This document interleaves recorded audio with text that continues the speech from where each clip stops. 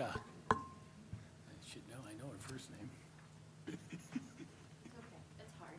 I know your first name I don't even. for a long time. Like, it's hard. Okay, so, intuition literally means learning from within. Most of us we're not taught how to use this sense, but most of us know well that gut feeling. Learning to trust your inner feelings and it will become stronger. Avoid going against your better judgment or getting talked into things that just don't feel right.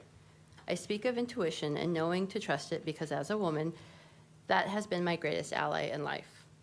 It is something my mom encouraged, and it was something I unfortunately over the years have had to test to make true. A woman's gut feeling is taught at a very young age, from the person on the playground to interpersonal relationships in school, becoming an adult, and all the situations in between. You ask why I bring this up.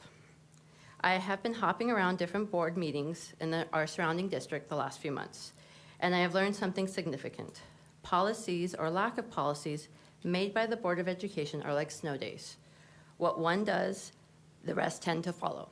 I recently was at the Heartland board meeting last month, I think, and bathroom policies were a hot topic. Many girls got up and spoke about how boys were allowed in their bathrooms and how they didn't feel safe. This wasn't the first time it was brought up to the board's attention, and yet they were dismissed. Their feelings and concerns were not valid and held no value. That obviously sent me on a bit of a rabbit hole of parent conversations in Heartland, Huron Valley, and most importantly, Walled Lake Consolidated.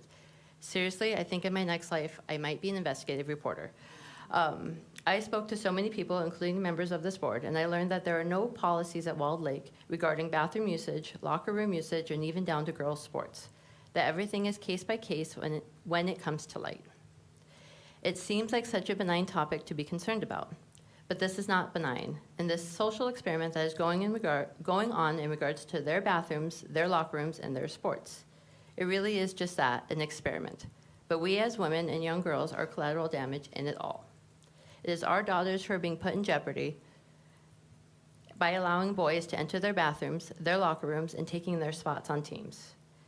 When a parent or someone of authority says to a child, "I wouldn't have done this if you weren't bad," it becomes the fault of the child, and that is abuse.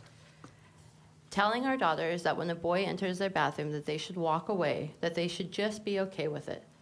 Telling them that they are oversensitive and that they should put their own discomfort aside for the comfort of a boy. It becomes disorientating to our girls who cannot even trust their own perception of reality. Our daughters, our girls' first line of defense is their gut and their intuition. And for you to tell them to put that aside, you are setting them up for failure when they become an adult. When they are in situations that they know are wrong, they will not trust themselves completely because the adults in the room told them when they were young that they were wrong.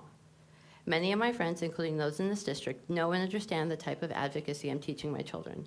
I am here today to call upon this board to not be a district of schools, but to be a school district that stands behind the safety and dignity of our girls.